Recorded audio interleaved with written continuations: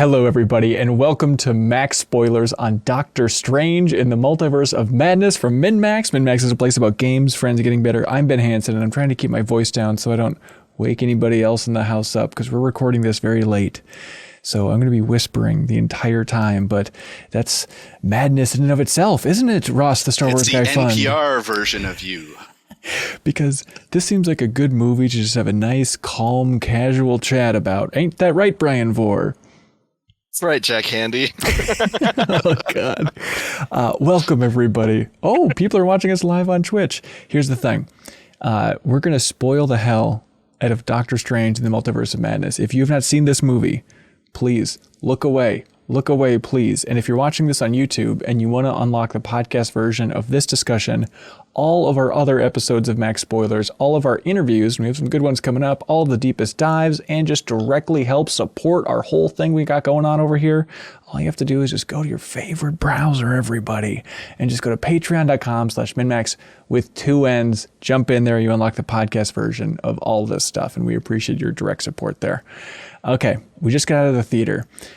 You sound like Owen Wilson telling a secret. It's a new character I'm working on. It's Owen Wilson telling a secret. This is the wrong movie to have this attitude for because I want to freaking scream about this movie. Unbelievable. Okay, here's just early weird takes. Were we the crazy ones in the theater, or was everyone else insane? Because that was almost a full theater. And I felt like we were the only ones laughing and reacting to almost anything happening on that screen. And I felt like I was a jerk, but it's like, this is a comedy horror film, everybody. What are you all doing? There's like a crypt in there. Yeah. There's like a dozen people on their phones. I was like, what are you doing? There's a zombie Doctor Strange and he's winking at people. Wait, they were on their phones, really? Yeah. Oh my God. The guy right next to me. Yeah. Oh, no way. I was trying to wrap my mind around it. Like the woman sitting next to me, she seemed like a big Marvel fan. Like she was popping for all of the big Marvel moments. But then like every over the top, absurd, silly, and not in a bad way, I don't think, like intentionally silly thing, just straight face. But then like emotional beats, she was crying. So I'm like, okay, I don't understand what's happening. And I think this is just like the magic of this movie in my mind is trying to wrap your mind around what is going on for just millions and millions of Marvel fans around the world to go to this movie and just be like hit in the face by director Sam Raimi's touches and just not knowing how to compute what's happening on the screen. But it is so fun. Yeah, this movie started like at a fairly wild level and it got crazier and crazier from there. And I was with it every step of the way. The crazier it got, the more I liked it. Yeah, I agree. And I think I tried to avoid spoilers so hard that I forgot Sam Raimi was the director. And when it came up in the credits at the end, I was like, oh, of course. That's what's been happening this whole time. It's all explained. That's why Bruce Campbell was in this movie. Did you hear those people behind us? They were like, who is he? I think he's a superhero. Like the people talking behind us are trying to wrap their minds around who Bruce Campbell was. It's like, also, the most horrifying thing about this movie was realizing at the end that there were like 3 kids watching this movie that were, what, 8?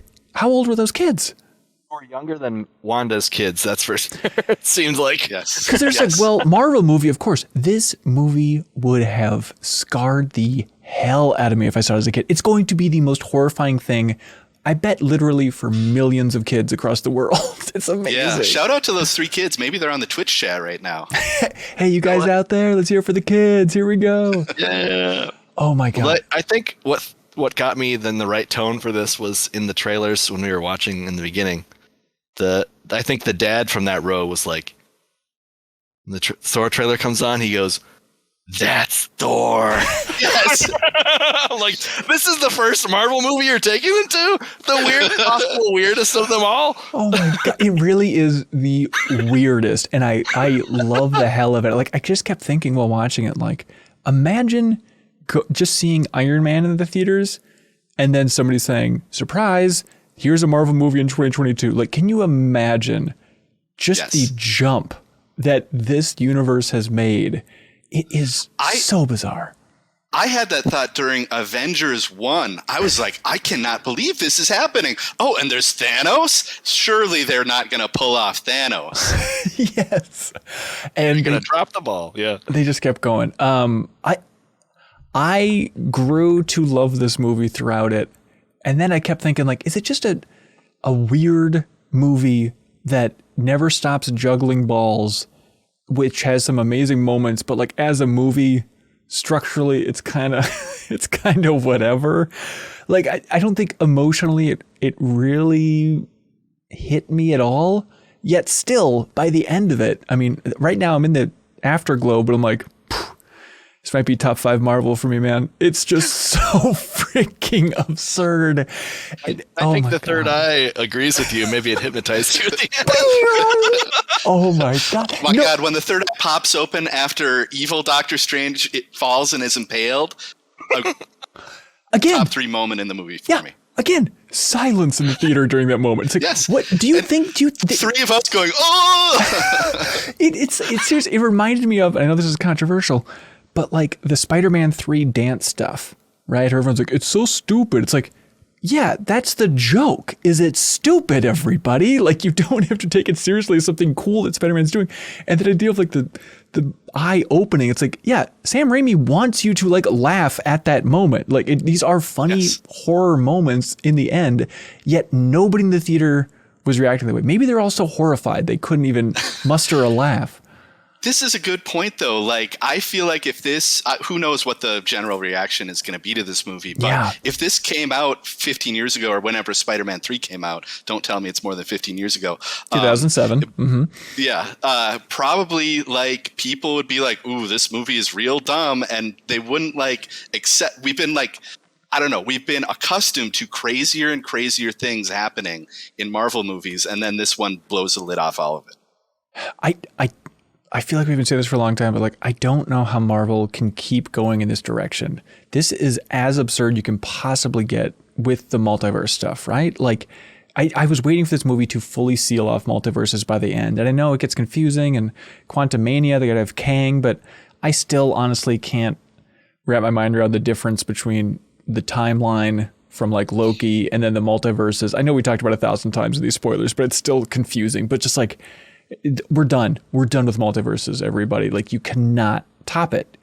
But I guess with America Chavez here, that's going to be a thing forever, I guess. Yeah. Well, it's like, what is she? Just like a hard puncher if she loses multiverse traveling powers? Or does she have to like go into like a Sleeping Beauty coma or something? Or well, she still has the multiverse powers, and that's like the comics thing is she punches between the multiverses. So that this movie got her to like where she is in the comics. I'm not an expert on her, but that's my basic understanding. Okay. Yeah, that's what I'm saying is that like if she either has to like to be taken off the table and remove multiverse, she has to like lose that aspect of her power, or they just realize that it's so dangerous that she shouldn't do it or something like that. Or she just doesn't appear in anything that doesn't need a multiverse. Yeah. Yeah. The Sam Raimi thing, I'm really looking forward to now. Like, hopefully he does some big spoiler casts, and I got to read all these Kevin Feige interviews just trying to understand it, because like it feels like, you know, they talked a big game when they hired him, and Kevin Feige was so excited about like, oh, we have the master of horror, Sam Raimi. Oh, I love Evil Dead. This is going to be awesome. And I felt like there's so many parts in this movie where I remember there was the early story where when Marvel saw, and specifically when Joss Whedon saw like the first version or like the earliest cuts of Guardians of the Galaxy, or maybe read the script, the feedback was like, this should be more James Gunn. You should put more James Gunn in it. And I kept watching this movie just thinking like, I bet Marvel was giving Sam Raimi those notes. Like, can you just make this more Sam Raimi? Can you put some more Evil Dead in it? Okay. Like, and then by the end, like even just like the camera work, like in the house when Wanda's like taking over the other Wanda, and it's just like that wide angle flying around. It's just, I feel like it's Sam Raimi's greatest hits at times in there. Yep. The early scene with the tentacle monster on the street, like chasing a baby stroller, I was like, that's pure Sam Raimi right there as well. Yeah. Or even like when Doctor Strange gets thrown through that window on the streets of New York, and then there's like the taxi right there. It's like, oh, this is very much Spider-Man 2, like, except it's the taxi. Isn't it a taxi in Spider-Man 2 that like comes through the window and it's like the great big dodge sequence or something? Like, this has to be like a subtle homage to all that stuff. It's and I think they set the tone for the gore too when he just uses a street pole to stab out that giant eyeball. Yeah, I thought that sequence was so fun, just for that idea of like, you know, it's nice just to see Doctor Strange being the hero. It's basically like he's suiting up to be Superman. Like, all right, I'm at the wedding, but here we go, time to do superhero stuff. And like, you never really get to see him like make that transition from just casual moment to like dun dun dun dun. And then like, also it's just funny to see how the other people in the wedding reacted to that, because they're reacting to like put that alongside how people reacted in Avengers when alien monsters attacked and it was all horror. And now it just feels like this many years of the MCU, everyone on the earth is just numb and they see a crazy monster. They're just they're filming and laughing. I was like, it seems like people are still dying out there, everybody. Like, there's carnage on the streets, but I guess you're used to it now. Whatever. Yeah. Going back to the Sam Raimi thing for a second, I really gotta hear from him at this point, because like he left Spider-Man after Spider-Man 3, which he like very publicly hated because of all the executive interference, like, hey, you gotta have Venom in here and all that stuff. Yes. And Marvel now is nothing but executive interference. And I'm not necessarily in a bad way, but it's all Kevin Feige saying, here's who's going to be in your movie. Totally. And here's the other characters you got to have in there. And here's where it begins and ends, et cetera, et cetera. So I'm wondering like what drew him in to do this. That is the number one question in my mind. Yeah. Is that idea of that story that we all know of Venom being forced into it. And then, yeah, you're totally right. That's all that this is. And especially like when there's stories about the reshoots, I know everybody gets up in arms when they hear the concept of a reshoot happening, and it's usually a good thing. But I thought for sure that this movie was going to be I thought it was going to be a mess. And I think it is a mess, but I think it's a really fun mess. This is the kind of mess I'm fully behind. But I'd imagine he'd have to be frustrated. I saw an interview, it was with Vanity Fair, where he talked about the fact that like he hadn't seen WandaVision. He's like, I just had people tell me the stuff I needed to know. I don't know, whatever. I guess maybe it wasn't even out by the time he was working on this stuff and whatnot. So I'm sure he was frustrated by 1,000 notes about, okay, then this, then this, then this, then you have to tie into this. It seems like a really messy one to try and direct. Kind of neat to see as a Marvel TV fan, to see like directly like, well, you watch this TV show, you get the sound cues, you get tie-in, like you're more in the know than the average moviegoer. It's kind of fun to see. Well, I think it'd be really confusing if you hadn't seen WandaVision. Not only do you miss the great jingle, and I love having that musical callback, but also like I'm trying to remember last time we saw Wanda, was there any hint of like her darkness in such a big way? Like they try and set up in this movie, but it's really WandaVision dependent. It's like hanging on to the dark hold right at the end. Yeah, and that was kind of like reading it in that little cabin. Right. Yeah, that's, if I have a complaint about that movie, it's like WandaVision was all about her like working through her grief about different things, and then this thing is like back to square one. She's lost her children essentially, and is doing crazy stuff again. And like I just love Elizabeth Olsen a lot, and Wanda was so like charming and likable in WandaVision that I'm like, I want to cheer for her. I don't want her to be the villain. Yeah, I hear you. It is interesting. And like for a while I was like, oh, are they going to try and like skirt this under the rug by, oh, it's the book, it's corrupting her. But then I love, it's like, no, we random lady stabbed the book and that's all gone, and it's still just Wanda being Wanda. I love they didn't cop out on that stuff. And I thought it was going to be a thing of Wanda for like, the first third of the movie would be the big bad, but like I love they just went all in, like, no, Wanda is the scariest thing in the multiverse. And the fact that they're leaning into it in such a big way. And I wonder like that the dialogue about you can get back on the lunchbox if you really want to. I feel like that was probably a conversation that they pulled from a real Disney meeting at some point of like, can we really do this to Wanda? Because like we are effectively removing her from the lunchbox if she's murdering all these people and becoming the witch Terminator, Yeah. Did you notice that ADR line that was thrown in there during that conversation as well? When she's like, "Oh, I knew you'd come talk to me about Westview," and then it's like obvious Benedict Cumberbatch in the voiceover booth saying, "Nope, you made it right at the end with that one, Wanda. I'm not mad about it." Oh, interesting. No, I guess I didn't notice that. That is true. That is true. I seem to remember our conversation at the end of that show wasn't like. I think we were like, well, she might be the villain, but we were like, maybe they're planting some seeds in the movie, and then later, in the end of the phase, she might become the big villain. Because I think you're right. It's just like a very big shift in tone. It wasn't like clear that she was like gonna take it all down from the end of that show. Yeah, it's I understand this movie is busy and weird enough, and I would never ask for them to put more in there. But it is weird that like. I just kept thinking about the fact that, oh yeah, White Vision's just flying around this world right now. Like he seems like a very important factor here, and the fact that it's not even touched on is pretty wild. Why wasn't he? The biggest glaring thing for me is why wasn't he in the multiverse versions too? Yes. Like none of those realities. It was all just the kids and the mom, and like no Vision anywhere. Yeah, I guess they just didn't want to pollute it. They just wanted to maybe have him pop even harder for when he eventually does come back. I don't know. Yeah, I guess if they're like, okay, we're not going to resolve the Vision and Wanda stuff in this, people will see him and then want that big scene between them. And I'm sure that's not what they were planning on for this, I guess. Yeah. The just Laura focused on that WandaVision and the house and all that stuff. I really liked, just as an animation dork, I love that they had like old ass Disney cartoons on the TV for the kids to be watching, like Oswald the Lucky Rabbit, which outside of Epic Mickey, I don't know if Disney has mentioned that since Epic Mickey. I don't think he's been popping up in any of those Mickey Mouse shorts or anything. So it's so cool that like, yeah, let's just put a deep ass cut Disney animated thing. And then it's Snow White on there, of course, where it's like, okay, I guess the scene in the apple orchard in the beginning and all that stuff, they're trying to tie it all thematically. Fairest on the wall. That's what Wanda wants, right? Yep. Did the Wanda stuff work for you emotionally at all? I like her motivation for the kids. Yeah, I mean, you all have kids. Would you open a multiverse and kill people so you could cure their diseases?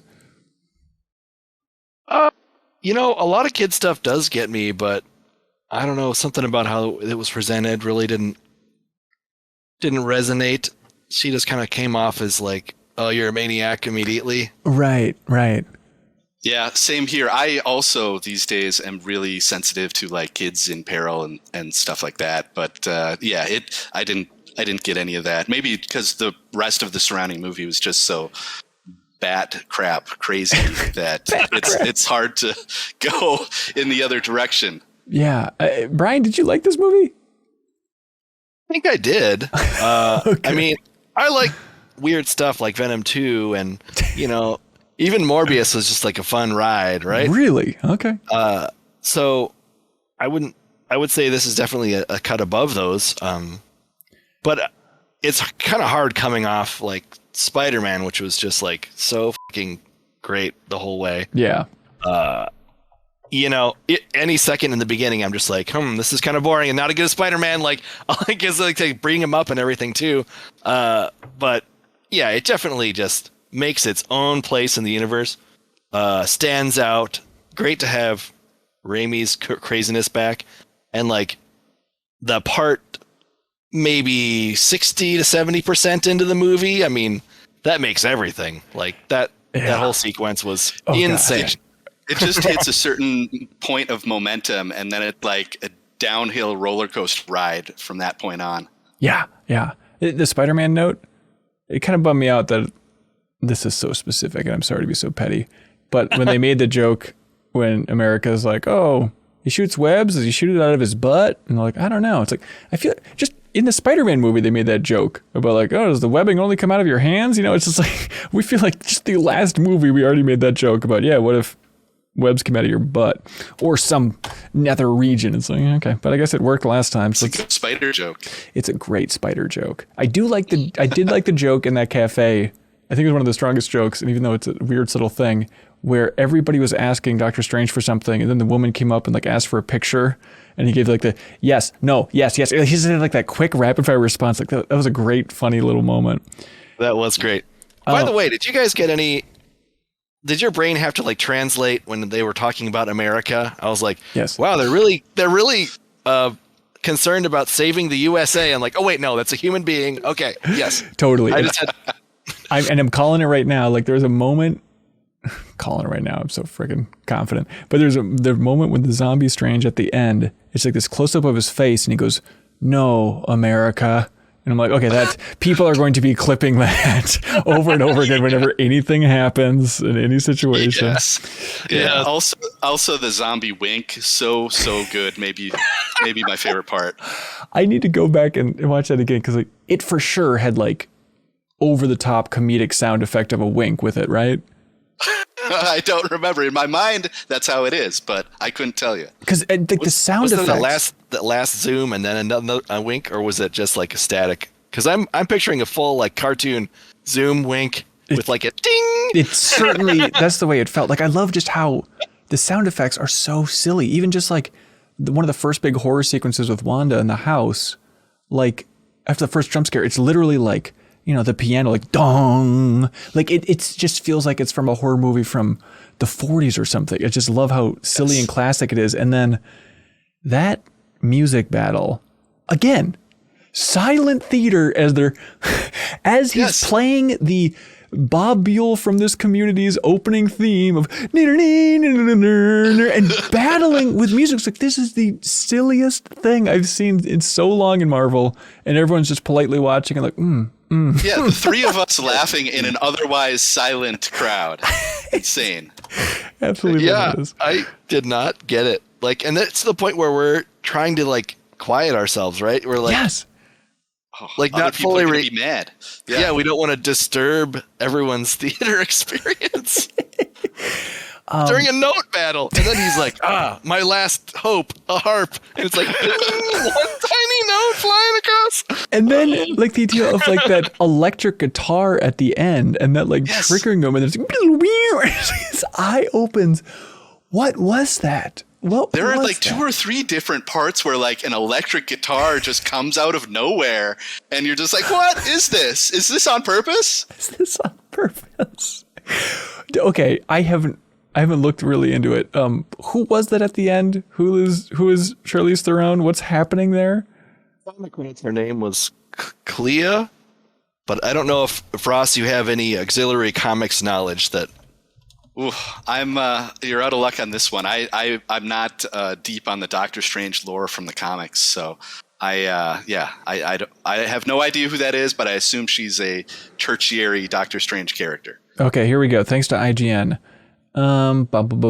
Clea holds the title in the Dark Dimension of Sorcerer Supreme. Despite being the niece of Strange's greatest foe, Dormammu, Clea is a powerful force for good and arguably, get ready for this, the love of Doctor Strange's life. I was going to say he's set up to find a new love after this movie. I really like that. I really love that idea that they didn't just bring in, here you go. Oh, Christine's taken to the other universe. Here's a free Christine, single and ready to mingle. Have at her. You know, I love the idea of like, it's like, oh no, it's not that easy. She's going to go back to her own dimension and quit dreaming, kid. And earlier you were talking about like, does the movie hang together? And like with all the Wanda stuff and whatever, I don't know. But with Doctor Strange, there is a very basic and simple through line of like, he started at this point and he achieved like some kind of emotional, success and ended up at this point. And I thought it was basic, but like it made sense and it was effective. And I think that goes a long way. Yeah. And even their, refrain of, are you happy? That's kind of like, I was with Doctor Strange for most of the movie, but those beats, I was like, the happiness thing. That's the greatest question we have to ask about Doctor Strange right now. I'm like, this is a deep cut, but I remember, Brian, there was a preview for, I think it was Final Fantasy 13-3, or Lightning Returns. And I remember there was a preview and it was with the game's director and they said, in this game, we'll finally answer the question that everyone's been wondering, is Lightning happy? Like, what? Like, that's what we've been wondering, I guess. Sure. And so I just couldn't stop thinking about that here. I'm just like, well, we need some sort of arc here. Okay, this is the question for the movie. Is he happy? Everything feels that, of course. What did y'all think about the America Chavez introduction and character in general? I think she seemed fine. Yeah, I'm kind of in that camp. I wish she was more engaging, I guess. I think it's tough when I think maybe in future stories we might get some more interesting stuff, because like right now she's just like, I'm running away from explosions and scooting backward on my butt and hands from everything. I'm the MacGuffin. Right. Yeah. She's just, doesn't really, and like any human like connection she had was sucked through a portal. I'm sure we'll find her moms later at some point, but like, right. It's just kind of like, stand back, I've got to do my magic. And she's like, okay, I'll be over here in a cage. She didn't get a lot to do, but I'm cool. I'm glad to like see like, okay, there's someone that's like a whole key to the multiverse and who can easily go between them, instead of like, how Strange in Spider-Man had to like do a whole bunch of crazy sorcery to make things happen. And, a lot like messing up a lot of things, and where she can just kind of pop in and out nice and easily. It's good to have that device in future movies. Yeah, I think just even like her introduction in wacky CG world of, all right, you got to run on this Mario Kart course and grab a book. It's like, I just think that's a tough way to like introduce any character and have them feel grounded. I don't know. Yeah, she wasn't really working for me, but I am also curious to see where she goes. Yeah, I'm sure that she is going into a Young Avengers movie at some point. Oh, That's of course. My best guess. Of course. So because we've got a whole bunch of like teenage heroes we're learning about these days. So maybe she'll get more to do in that. That is like, gives her more to play with. Yeah. You were thinking Wanda's kids would be part of that team too, right? That's kind of the theory. They were like definitely like huge members of Young Avengers in the comics. Obviously they'll have to get a little older, you would think, but yeah, they're big. And like, obviously Kate, Hawkeye, and there was the that dude's the old guy's nephew in Falcon Winter Soldier, who was hanging around with him, Carl Lumbly's nephew. Yes. Yep. And then I'm sure there's a couple other people I'm forgetting, but yeah. Yeah. I'm sure that does remind me of the only, like when you talked about parenting and how kids stuff relates, the only true, like the most true moment in all of the movie is when they're like, Mom, I've got something really important. You got to come now. You got to see this. And then it's just some stupid song about ice cream. And it's like, Yes. That is so real. That is so real. And then it works every time. You're like, it's so cute and creative. How can I not? You made a song about it that doesn't have any sort of tune to it, but you could call it a song. So I'll have to give you that ice cream. Incredible work. Also, just the come over here now, Mom, come over here. Geez, right. Got to tell you something. Just repeated over and over and over again while you're trying to like save the multiverse. I've always been confused about Wanda's powers. And especially in this movie, I feel like at times, she can change reality. And then other times it's like, all right, look out for Wanda. She's going to shoot you with her blast. And it's just like, she's just firing the red gun. And it's like, okay, can she distort reality or can't she? I'm confused about what's happening here. Yeah, she started out as just like I'm throwing my red energy bolts type of character. Right. And then I think WandaVision, you're supposed to be like, oh, she has all this like mystic potential or whatever, and she's learning spells as well. So it's like that's how they upped the power level on her and allowed her to do anything that magic can do. And it seems like for the most part she held off on mind control outside of making the one guy run and ruin the whole giant bubble shield. I love like how small that starts. Like I thought this was going to be some messed up stuff she's going to make that guy do, and then it's like, oh no, she just tells him to run. I was like, oh, okay, I guess they're kind of going soft on Wanda. And then they could not have gone harder. And it's the best thing. Yeah. Like halfway through that segment, I was like, okay, is she just knocking these people out? Is that what's happening? No, that's a bunch of ashed people. Yeah. To be alive. Yeah. They really show you like, oh no, she is scary. Like, I love that. It feels like this entire movie, and especially in the beginning section, it's like, oh, this just feels like Civil War II at this point. Like it is just full on these Avengers going to war with each other and not holding back. It's so wild just to finally see sorcerers versus witches. Here we go. If we're only going to do it in one movie, we should go all out. This movie, I like that they're going for the horror. I like the fact that there's 3 big jump scares, and I feel like they all worked in the theater. Like that certainly popped. They got me a couple times. It feels like it was all like even that mannequin audience we watched with. I know. They were like, ugh. Yeah. Yeah. It felt like, the first Doctor Strange was like the acid trip, and this is just like a dark, scary acid trip for the entire time. Like it's so freaking nuts. All right, Brian, what do you want to talk about, man? There's still so much. Ooh, should we just talk about that crazy Illuminati sequence? Yeah. Okay. The biggest geek out moment for me in this is Professor X floating over and the old X-Men cartoon theme starts playing. It's so unbelievable. It's so on the nose. That is Marvel just giving us a big sloppy kiss. Like they know exactly what they're. I felt like so pandered to, but it's like, yeah, you freaking got me. Of course. How can you not just play a little bit of that? We have the rights. F it. Let's just lean into it. God damn. So I really wish they hadn't have spoiled that in the trailer. Like I feel like that Illuminati stuff, people were going to see this movie regardless. Did you really have to show Professor X and also, the Captain Britain? Is that her name? It's Captain Carter. Oh, Captain Carter. The Captain Carter shield. I feel like that was... They showed the shield. Yeah. It was unnecessary, but still super cool moments. And then, I mean...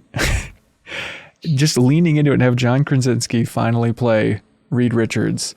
Like I thought, man, especially early on, well, I guess it's like the scene before when she made a reference to the Baxter building. It's like, oh crap. Okay, there we go. That's as far as they could possibly go, right? And then just, nope, we're just going to give you everything. Here he is, the person that everybody wants to play Reed Richards. You will see him play Reed Richards. You'll see him stretch. You'll see him try to fight. And then you will see his brutal death. Like his head popped like a little pimple, right? Oh my God. Oh, every fiber of his being unwound. That was so amazing. Oh my God. Like the first death, first of all, having the Inhumans guy, Black Bolt himself, which was that was that the actor from the show? I never watched the show. Can you imagine how happy the one fan of the Inhumans TV show was to see Anson Mount show up as Black Bolt in this? Anson Mount. I want to watch it. I know we talked about it. I still want to go back and watch it here. But that was honestly top 3 moments in the MCU for me. When she sealed his mouth Matrix style and then he tries to talk and his freaking head explodes. That was unbelievable. And again, silence in the theater. It was just Ben sitting 2 seats away from me. I heard him go like, "Raw!" I exploded. Yeah.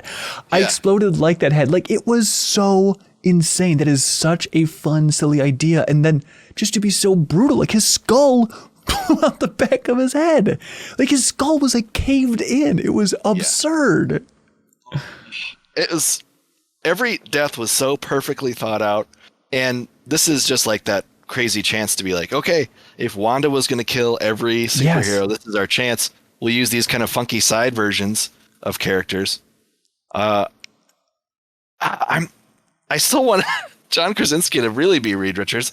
Does this mean, is this it for him? I think so. Because sometimes, like Doctor Strange is always played by Cumberbatch, but obviously Captain Marvel was played by a different person. Yeah, but that was Lashana Lynch, who was Carol Danvers' friend, right, from Captain Marvel in the 90s. So it's just like she obviously became Captain Marvel in this universe. So you could imagine that Carol Danvers is still Brie Larson in that world as well. And plus, I mean, they're going to be recasting Professor X. Like, there's no way they're going to get Patrick Stewart to do this again. I feel like this was kind of the send-off for him, just to technically connect those in some very loose ways. So if they're going to be recasting him, then it's like, all right, well, the multiverse is just recasting world and we want to go in a different direction. I would imagine with Fantastic Four. I mean, I could see having him be Reed Richards in the normal MCU in the 616. Well, I mean, especially This is just from like, Kevin Smith's Fem and Beyond podcast, but they're talking about who could possibly replace John Watts since he just fell out as the director of Fantastic Four. And it's like, oh, John Krasinski is rumored, but I don't know if that's just everybody trying to connect those dots, in a big way. And I'm pissed. I think they spoiled it on that show, but they were talking about the fact that there were rumors that he was going to show up as Reed Richards in this movie. Really? And so I heard that and it's like, but still, I did not expect that to be real. Because there are also rumors that Tom Cruise was going to be on the Illuminati as Tony Stark. Oh, wow. Because he was originally he was originally in the running to be Tony Stark or whatever. And so that would have been, can you imagine seeing Tom Cruise like just having his skull caved in? Like how freaking wild would that be?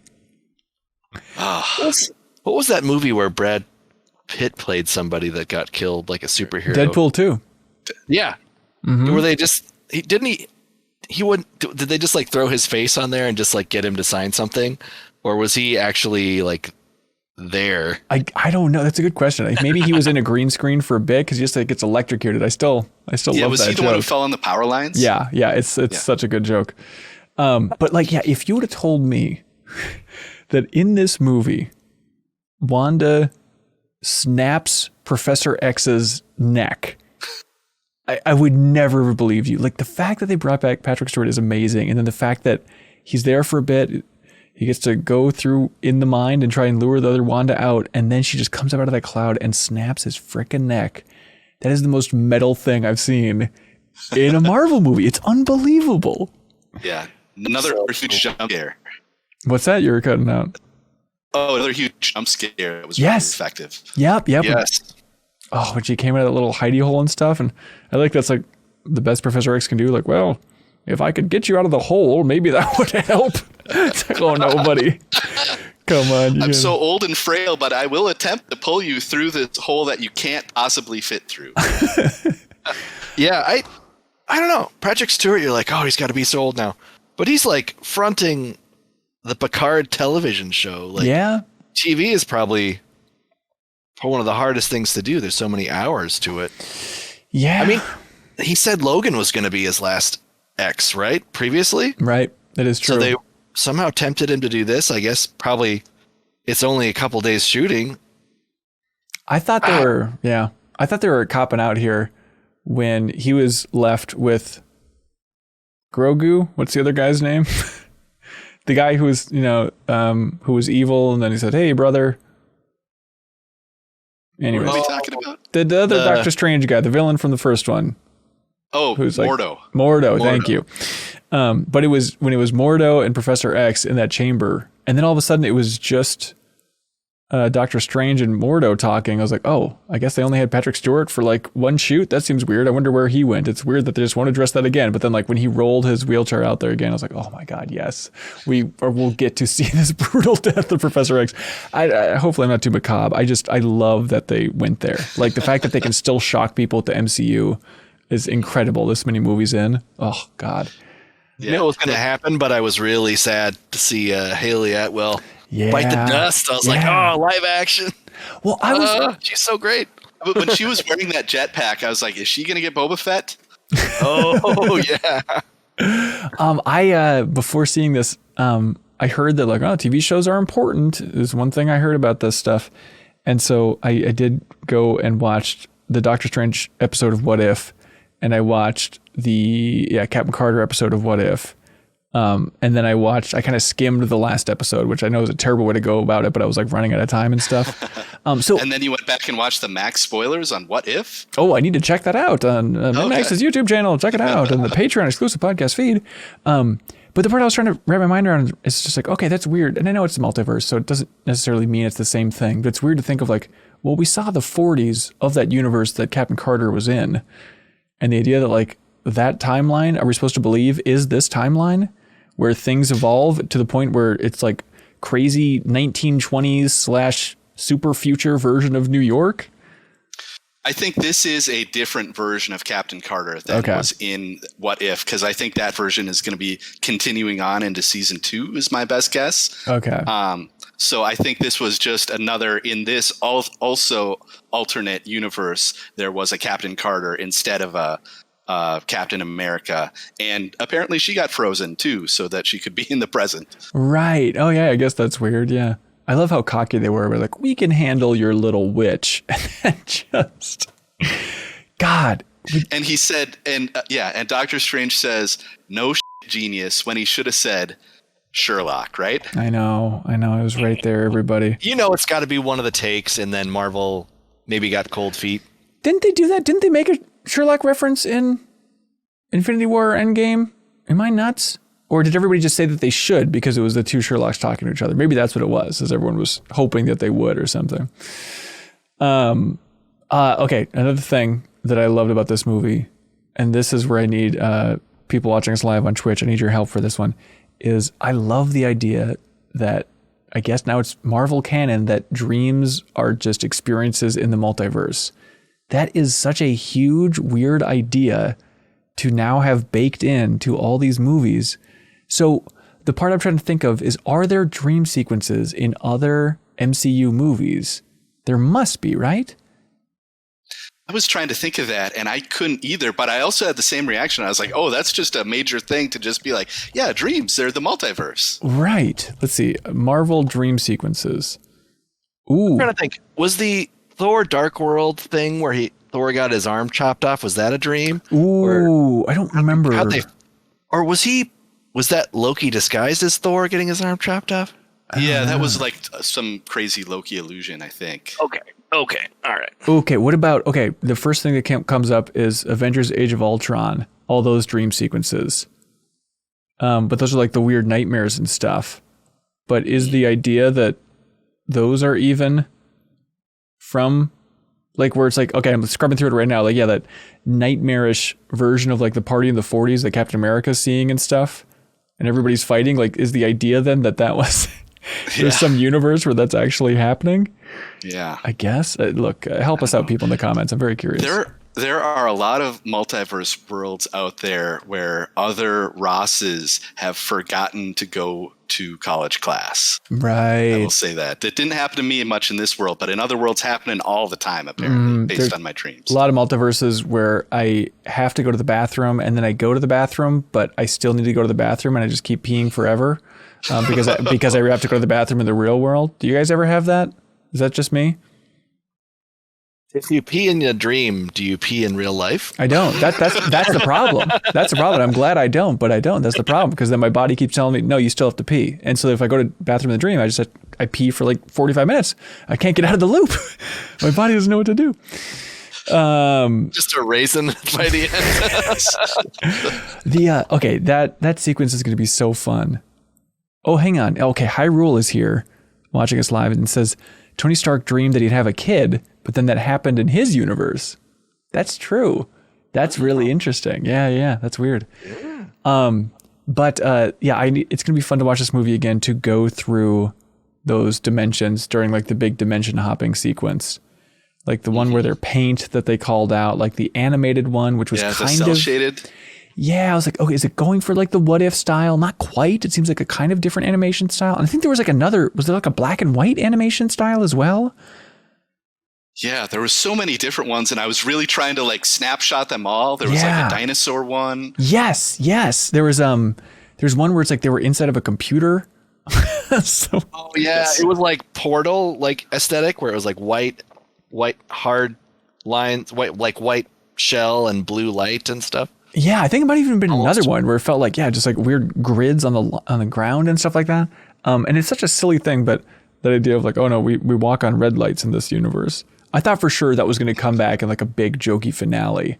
Yeah, red like he light, was going to lure light. Wanda out into the street, and that's how they beat her. With exactly. the garbage truck, and some guy's like, ugh, what a long night. And just like crush her like Shredder from Turtles 2. Yeah, at the end of this movie, I would have believed anything could have happened.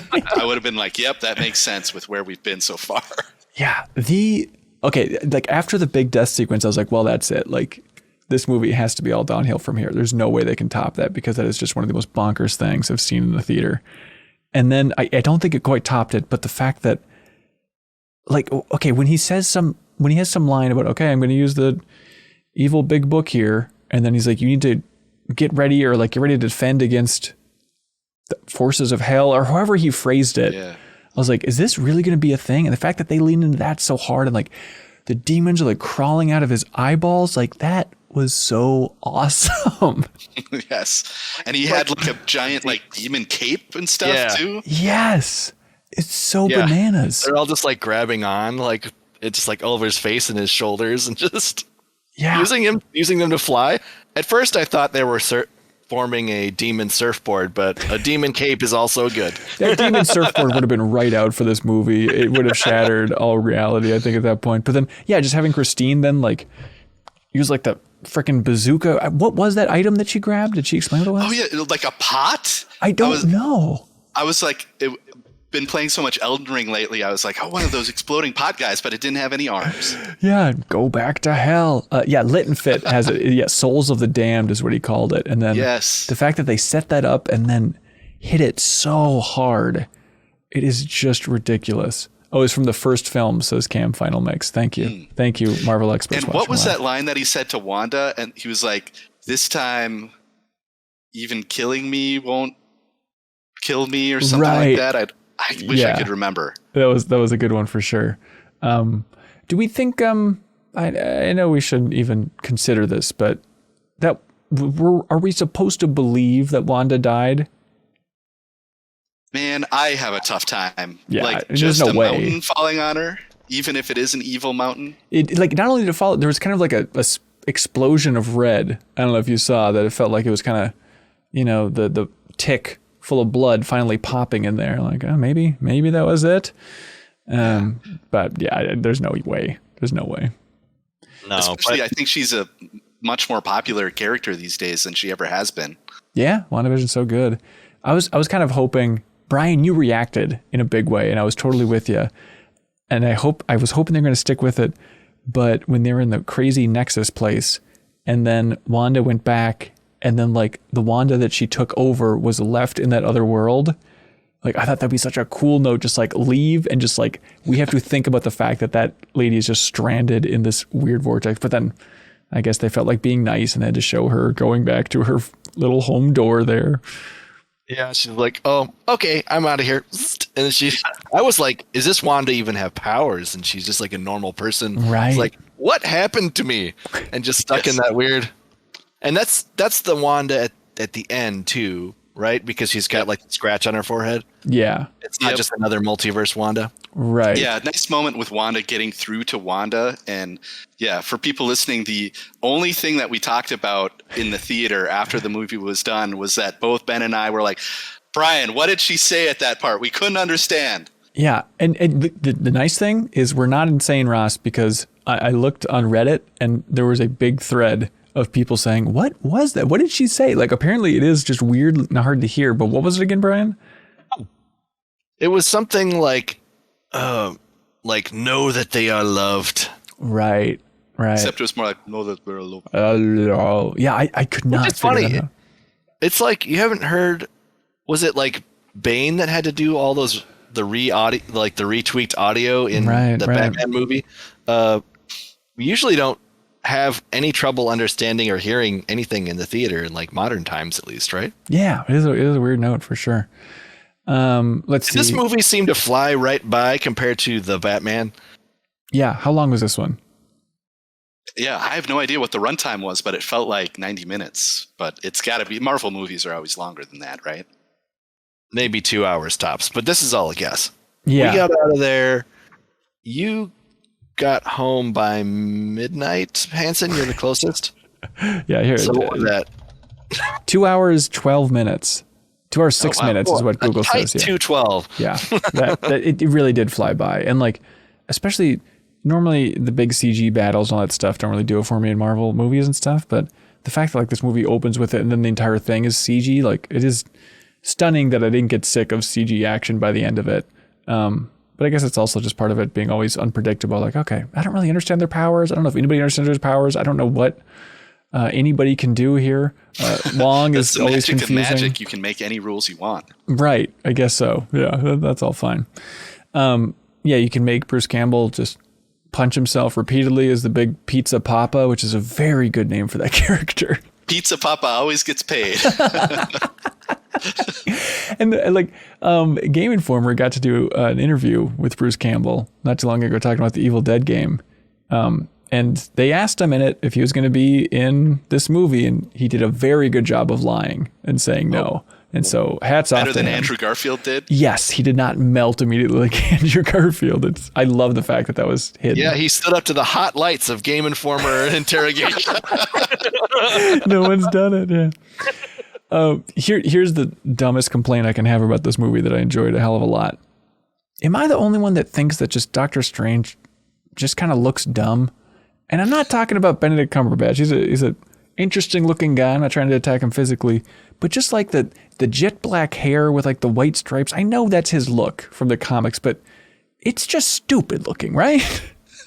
It's not a great look. Well, his weird goatee that's got two little points down here. Yeah.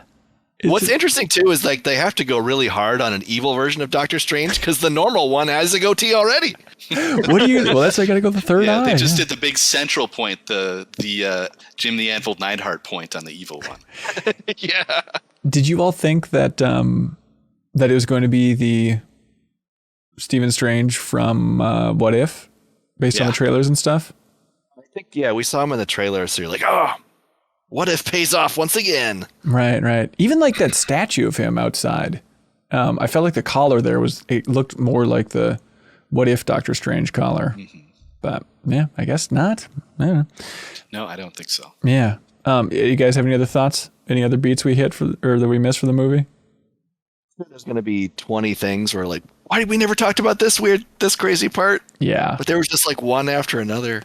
It's just so much. Let us know, Chad, if we missed any details you want us to cover. I was excited to see, I had to look up the actor's name. I just known him as, that guy from A Serious Man from the Coen Brothers movie. But Michael Stuhlbarg was in the beginning of that church. It's like, it's fun to see him come back in there, I guess. Yeah, he was in the first movie. I had no memory of that. I also had no memory of it. I had to Google it, but it turns out he was in the first movie as well. So okay, I was like, that's kind of rude to like give him crap for saving the universe, right? And yeah, everyone's a jerk. See a jerk in the first movie because like the way these Marvel movies work is crazy because there's so much time and other movies between sequels. Yeah, and these characters never pop up. Like it'd be weird if any of those guys were in like Infinity War or Endgame, right? Right. Like, that one random guy from the Doctor Strange one, but they kind of like pull them back as kind of like a, hey, here's something that ties the two movies together. But like, it's been so long, unless you go back and watch that one movie, I'm like, I guess this was the bad guy from the first movie. Right. Like a lot of those references. I'm still looking forward to, a Marvel movie that's just all of like the D tier characters from every MCU movie, but then just thrown together. Just the D tier actors that are surprisingly